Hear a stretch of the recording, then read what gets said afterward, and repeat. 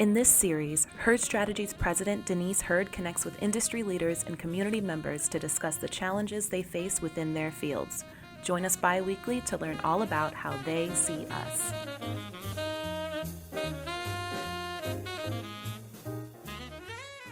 Hi again, I'm Denise Herd, and welcome back to How They See Us. If you caught part one of our special episode recorded live at Studio G Fitness, you already know we're having a powerful conversation about mental health, movement, and the importance of safe spaces, especially for women of color on their wellness journeys. Today, in part two, we're diving even deeper into the pressures women face around fitness, how unrealistic beauty standards and social media can hold us back, and why nutrition is just as important as your workout routine when it comes to feeling good inside and out. And of course, I'm joined again by the amazing Gena Brown and Pat Trowers-Johnson, the women behind Studio G. So, hello, ladies. Hey. How are you? Wonderful. Good. So I'm really excited about this part of our conversation because we're going to be a bit more transparent about, things and obstacles that women face. So I want to talk a little bit about the gym and, the pressure around just showing up. And so you all have been at this for a while. And so what sort of barriers or what are some of the most significant barriers that you see that keep women from stepping into fitness spaces like this one? Of course, hair. Oh, yes. That's at the top. I roll my eyes when people, my hair. I'm like, I know, but I know. I'm like, you got to figure that out. That's always going to be a barrier. So you're just not going to work out? Or what we doing? I know, but it is a barrier. It is. And so, It's real. Maybe it's as we are putting these, conversations together about or bringing people into this space, maybe resources or having conversations about like how do you manage your hair? Because I have on a hat right now because I worked out this morning, and so I didn't want to put the curling irons in my hair because my hair was wet when I came, and so that can't be a barrier. And so how do we get women to understand? Now, if you fall out and your hair is cute, you want to fall out or do you want the cute hair? Which one? There's so many options. Some, easier than others, but braids, sew-ins, wig, cut it off. We have a couple clients, they just done cut it off. Yeah, dreads. Locks. Get locks. If you want to do it, you can figure it out. Sometimes you have to throw a hat on, not a bonnet. No, not your bonnet. But we do see them in class. We see them in class. We do see it, and it's okay. Yes, that's all right. I'm not gonna wear a bonnet. Right. I'm not. But we do that, see it. But take care of you. But yeah, there's definitely options that you cannot allow your hair to stop you from working out. You can't. You can't. There's no excuse. Yep. And I was talking to a couple of clients just last week about this because there's a couple who they have wraps that they wear while they're working out. So they're silk, they're netted so that your hair can breathe. Oh. So if you look, and any beauty supply store shows it, they just wrap around, they have Velcro. And she puts that on and it keeps her hair, and she has her natural hair that she presses out. And if that were me, it would never stay. But somehow she wraps it around, and she showed me how she wraps it and whatnot. So that's she's determined to work out, so she's going to do that. Now she may, the day she gets it done, not work out the next day. So I can have that one day where it looks like I got my hair done right.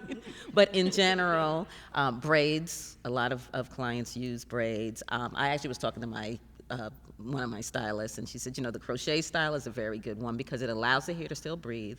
It allows you to put oil on it, and that kind of thing, so it keeps it moist. So that's a good protective style. And so, like Gena said, you just kind of have to figure out if this is a priority and this is what I want to do, how am I going to make that work with my hair? But I think that the beauty of this space is that we can have that conversation, because I have had that conversation with some other clients. You know, when they look beautiful before and after the workout, I'm like, how is every stick of hair still in place? You know, like, and they've given me some advice on what to do. So, but I think that's, once again, that whole mental health thing, because hair is a stressor, you know, and, you know, to get your hair done and then come work out, that I'm like, you don't want to do that, but you know you need to be here. Another barrier, you know, people feel like they have to get themselves together. I gotta lose weight before I come. No, come, you know, it's the hospital. You know, come as sick as you are, and you know, everyone's worried about their own. Everybody's trying to breathe, first of all. So no one's like paying attention to, you know, you and your weight. It's you know what I mean? No one's paying attention to all that. They trying to stay upright themselves. So. I'm laughing because she said everyone's trying to breathe. Yeah, because you about kill us over our class. Right. Because I got to keep everybody's focus off everybody else. I need you to focus on yourself. So that's how we do it. So, no, that's true. That's a good point. So you don't have to get yourself together or lose weight or do whatever before you come to, not to Studio G. Right. You don't have to do that here. Right. We kind of talked about that recently, because I said, you know, that's the person that says, I'm going to get my life right with Christ before they go to church. Like, no, I need you to go to church, and that will help you get your life right. So, The other thing, people work is a big barrier. You know, I got to work late, I got to do this, you know, and so the ability to prioritize, again, make this work. If you had to go pick up your child, you'd leave work to go do that, right? So you need to figure out, you know, of course, there's things happen and you have to stay, but you should be able to carve out a couple times a week where you say, I have an appointment and I have to go. If you had a doctor's appointment, you'd go, right? So it's the same kind of choice that you have to try to make. I think you sometimes in this environment, or as a woman, you have to become selfish with yourself. You know, you have to become protective of your time. And I know I've had that conversation with you all, because transportation is sometimes a barrier for me. And I was like, well, it's not going to be. Like, it is a barrier, but I'm going to remove that barrier. And so I get here. You know, I walk around with my phone in my hand, like, I gotta call my Uber. Bright and early, too, right? Yeah. But I do it. And so, no, you're absolutely right. I think that we have to decide, this is what I need to do for me. And I think also, whether it be hair, whether it be work, whether it be kids, people in your world need to prioritize that for you too. Right. You know, And help you get there. yes, yes. Like if you have a mate, you know, they should be saying, "You working out tomorrow?" and not in a "Are you working out tomorrow?" but in a, you know, an encouraging way. So I think that will help also. You know, minimize those barriers. Anything else that you think keeps women from coming into this space? Well, I think people also can be, and women in particular, can be intimidated especially when you talk about the weight room, you know. I don't want to get bulky, you know, if I lift weights. Yeah. And you can't get bulky unless you know, you're I adding. don't want to look like a man. I don't want to look like a man, you know, and you won't, because you're not a man, and you don't have testosterone to that degree, unless you're going to take some, then, you know, because there are women who look that way, but it's not without help.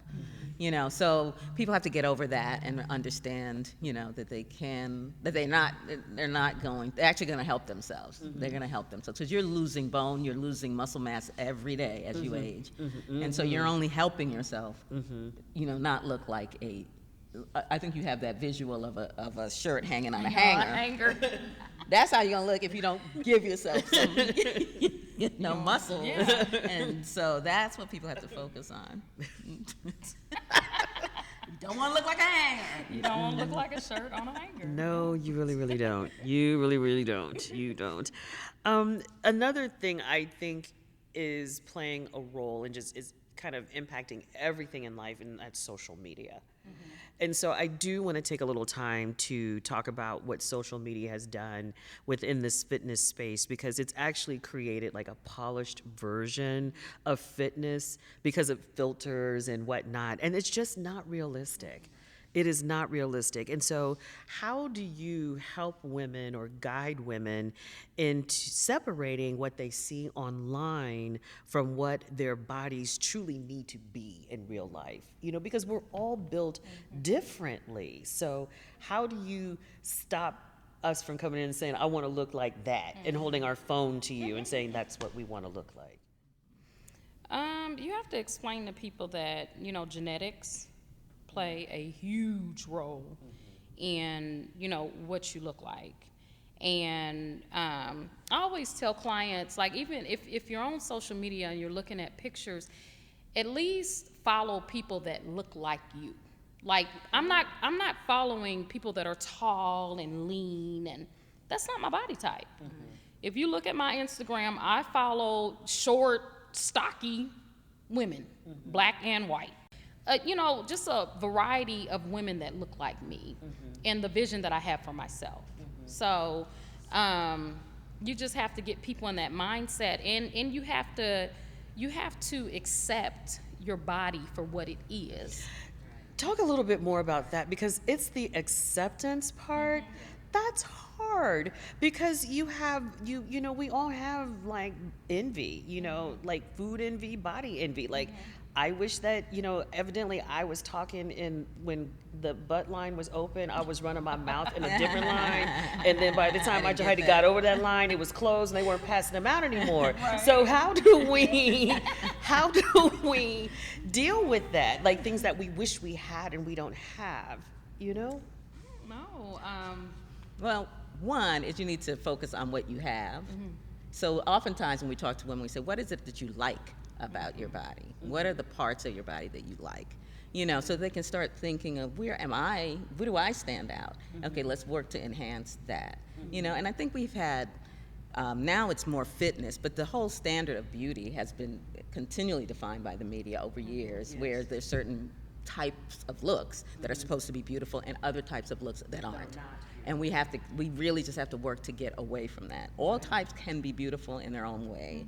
And you have to look at your body and say, okay, well, I really like, you know, my thighs. I really like my arms. I really like my back, whatever it is. And that's what you kind of have to emphasize. And it's a process, because, every one of us still looks at someone and says, ooh, I wish I wish.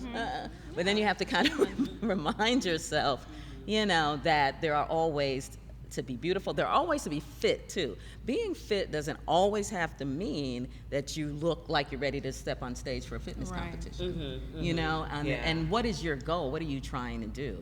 So really, being fit is looking the way you want to look, fitting in the clothes that you want to fit in. You know, being able to get down and play with your grandkids or your kids. You know, being able to carry. You know, one woman I worked with, she said, you know what? I carried my groceries up the stairs in both hands, not holding on, and I did it. You know, I mean, that was a big achievement for this person. So you just, you know, we are trying to make our lives, a quality of lives better. You know, we're trying to live longer and live better. I mean, those are some of the goals. It's not always that I have to look like I can, you know, I need to go out in a bikini tomorrow, you know, and we just keep trying to emphasize that message. You know. And I mean, it's up to you if you want to go out in that bikini, no matter what you look like. That's true too. You don't.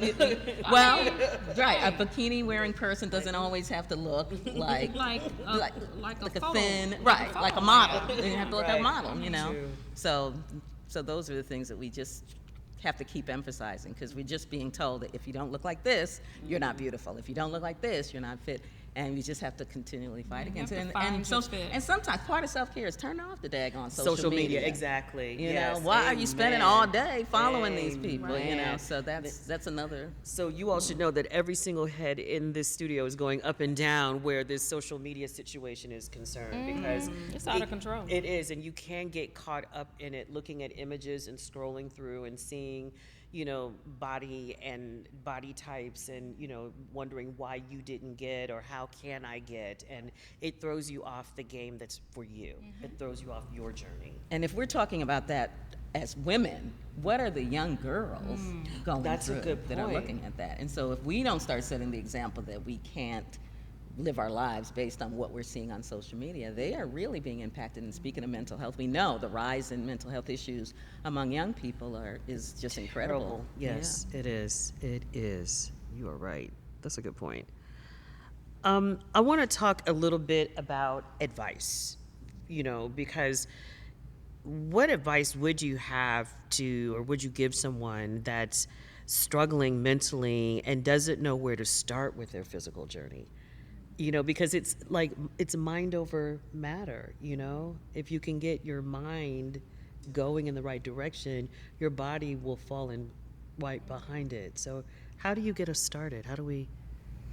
I think the main thing, I always tell people, it's not about, weight loss can't be your first, that can't be your first box to check.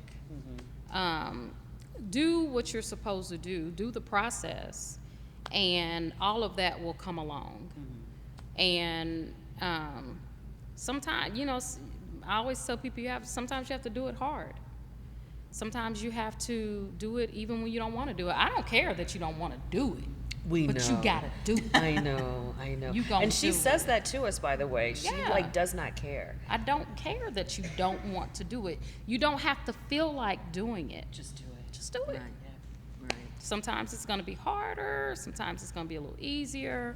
Sometimes you may feel like it. Sometimes you don't. But you have to do it.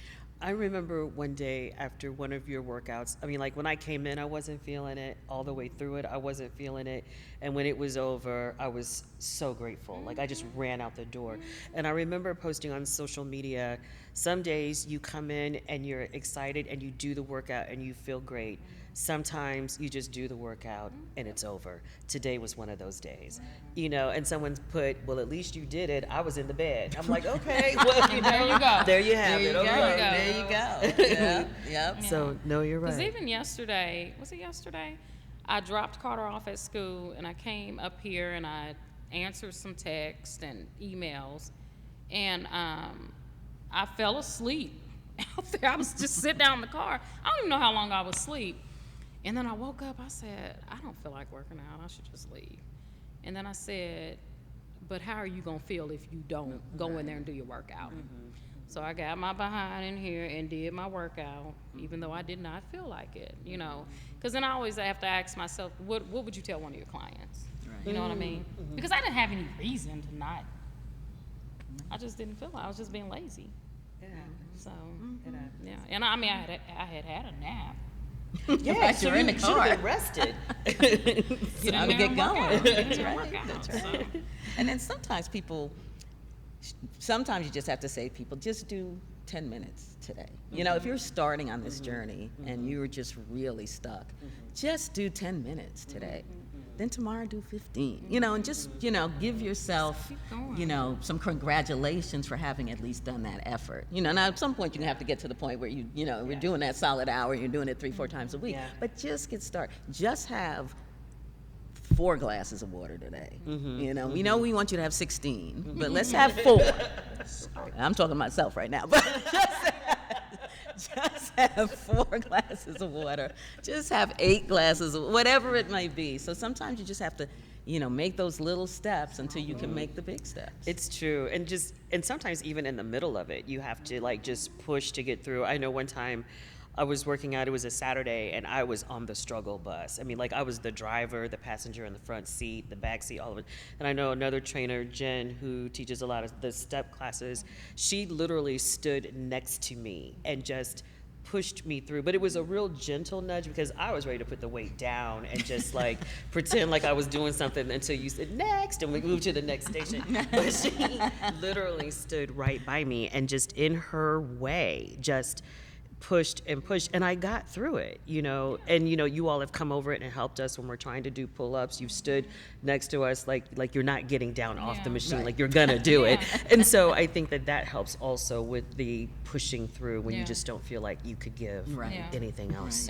and as a trainer, you have to know. You have to know and know your clients, and if they say it's too heavy. It's too heavy. It's too heavy. Can I tell When you some say it's too heavy, there's some that when they say it's too heavy, they ain't too heavy. Pick it up. But you just have to know. You have to know when people are right there at the ledge and they're going to go over. You have to know that. Yes. And know when to pull and push and all that. You gotta learn that. So I want to shift gears a little bit because, there's one thing to exercise, there's one thing to come in and do the cardio, it's another thing to come in and do the strength training, but we need to talk about food. There's a little chuckle around the table in the room, in fact, so as we have snacks back on the table that people have been crunching and munching on, but there is a link between what we eat and how we feel, and how what we eat affects us not just physically but mentally as well. And so I'd really love to talk about like habits that you've seen in your clients, good, bad, and otherwise, and the differences in this food and how it impacts their mood and even their energy level when they come in to train. So you want to talk a little bit about that? Like I always say, you can run from here to China. You can work out all day long, but if you sit and eat donuts all day long, you're gonna look like a donut. That's just that. You cannot outwork a bad diet. The diet, it really is 80%. And being transparent, I fall as well. You know what I mean? I don't have it 100. Yeah, I don't have 100% together. But yes, what you eat, and even on Monday morning, I can tell what kind of weekend you had. Because I know. Oh my God, the whole room is falling out right now, by the way. Like the whole room. I know how you train. I know how you normally train. And if you coming in Monday and you sluggish and dragging, I'm like, what did you eat and drink this weekend? Because it matters. It really does. So it makes a difference. You a little have bit of to, this and a little bit of that. It all matters. So you have to. You just feel heavy and weighed down. So the nutrition that you put in your body it's very important. So. Pat, you want to add anything? Any other metaphors that you'd like to share? You can't outrun your fork. Okay. Even though that's tongues and legs. That's right. You cannot outrun it. But no, and really 80% of this journey is what you eat, because really, when you think about it, you're in the gym, 1 hour, maybe an hour a day, maybe 2 hours a day if you're following certain programs, etc.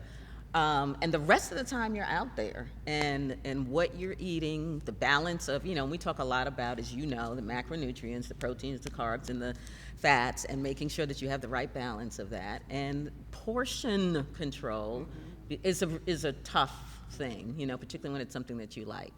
And we have a hard time getting people to realize you have to measure, you have to weigh, because you think that's a cup of rice, and you just had 3 cups of rice, So, you have to track. You have to track what you're eating, and it's a chore, and so it's just one of those things that if you really want to understand what's going on, is you have to be you talked about mindfulness. Part of that is, because we do a lot of mindless eating, we do a lot of snacking. We have to watch. I know that a lot of people fall, because I have the tendency to do this at night, right? When you're sitting down, you're either watching TV, you're working late, whatever the case may be, and you're snacking and you're snacking. And so all of those things add up. And so you can go in, like Gena said, and you can pump iron for an hour, but if you're just gonna go home and Dorito it out. Yeah, Dorito it out. What flavor you like? And people love to say, "Oh, you work out so much you can eat whatever you want." Lie. I'm here to That tell is you, a no. lie. No. And as you age, it gets Oh my harder. gosh. Yes, that's very true. difficult. That could be a whole nother podcast yes. about So fitness through the decades. Yes. Because fitness at 16 is very different, once you turn that corner. So, yeah. Yeah, but you're right about the whole portion control. And I was at a luncheon the other day, and I had the salad was on the table, and the person sitting next to me asked me, "Did you take my salad?" And I'm like, "What do you mean?" He was like, "Your salad is bigger than my salad." I was like, "Dude, it's a salad. Like really, we're gonna fight over?" And then we started having the whole conversation about portion size and how we as Americans, overeat, and our portions are bigger than in other countries. So it was a whole fascinating conversation. But you're absolutely right. We From do you have to stealing measure. his salad. Did you give him that salad back? No, I can't. That was my salad. It was there when I sat down. It's like, But like, are we really going to throw hands over a salad? So, at a luncheon? So, hey, for some. So let me ask you something else. For someone who is just getting started with both fitness and nutrition, what is like a one small doable thing? Like we say, how do you eat an elephant? One bite at a time. What is something small that our listeners could do if they've been pondering this and not sure where to begin? Well, walk in the door is one thing that they could do. Walk in the door and talk to someone at the studio about what we offer, what their experience has been, et cetera. But then there's always these things, put more movement into your day in general, even before you get to a gym, If you don't take the stairs, take the stairs, You can do, you can stand up and walk in place while you're watching TV as opposed to just sitting, Little things like that to start getting the idea of movement into your life. And then I really think, walk in the door and talk to someone about what the experience is in here. Well, I say the same thing, movement, starting to move, drinking water. If you're not a water drinker, start. Start, with the minimum, and then just try to work your way up. If your goal is to, drink a gallon a day or what have you, like Pat said earlier, start with a few cups and then just, you can download a water app on your phone that's going to remind you to drink water. So, movement and water. The other thing I would say, survey your pantry, survey your refrigerator. You don't let the air out of her mouth. What's in there that doesn't need to be in there, and how can you just remove it? Because it's so easy to reach for it if it's there. Yeah, that's true. Oh, yes, that's very true. What are your hopes? This is my last question for you. So what are your hopes for how spaces like Studio G can continue to support both mental and physical wellness in our communities? We would like to do more community events. I think since the new administration has come into office, that actually has cut into a lot of like monies and things of that nature, programs that we would get invited to do, things like that. They're not happening now. Yeah. They're not, and that stuff is needed. It is. It's needed, but so we just have to get creative to figure out whether it be offering more volunteer stuff that Studio G can go out and do. I mean, right now, what we just came from, we are partnered with the Pike Township School District, and we're going into their schools and working with students and trying to work with their staff as well on fitness. We have some local organizations that sometimes come into the studio to do programs. We'll do a fitness workout. We have started to do nutrition talks now as well with folks in Pike as well as some of these organizations. So we'd love to see more of that, happen. We just want this to continue to be a place where women and men, because men do come to the gym. Men do come. Sorry, we've been very women-focused Sorry, today. guys. But the guys do come. But where women can come and feel supported. One of the things, and we talked about this, that we want this to be a family place. And if you look at our brand, our strategy, our statement, that's what it is. And so what is very rewarding is when we hear our clients come in and parrot those words back to us. People say to us, this feels like a family. People say to this, I feel supported. And so that really is our goal. So when we hear it parroted back to us, it's very rewarding. And we want to continue to, have the community understand that that's what this place is. So before we close out, is there anything else you want to leave our listeners with? Where can we find you? How can we get involved? Well, we are located at 71st and Georgetown. We're between the Pancake House and the grocery store. So that's right. Pick your poison. Pick your poison. You can go eat your pancakes and come here and work out, or come work out so you can go eat your pancakes. I don't know. Chop it up however you want to. And we're also on social media. We're on Instagram, Studio G Fitness. We're on Facebook, Studio G Fitness. What else? We're out and about in the community. So look for us at your local school. And your website is? StudioGFitness.com. Awesome. So anything else before we close out? Do it hard.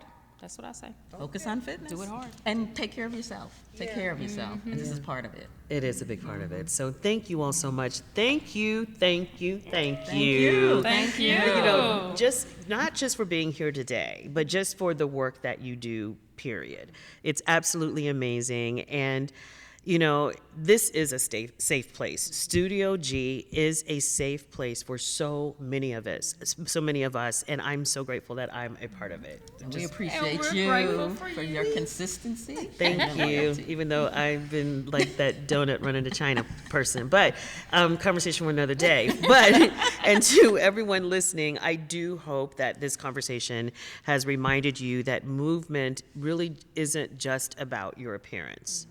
It's about supporting your mind and your heart and your spirit.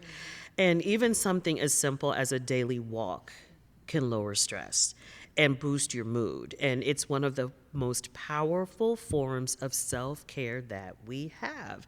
You know, not all of us can run, but many of us can walk. Yeah. So just a few steps. So try that.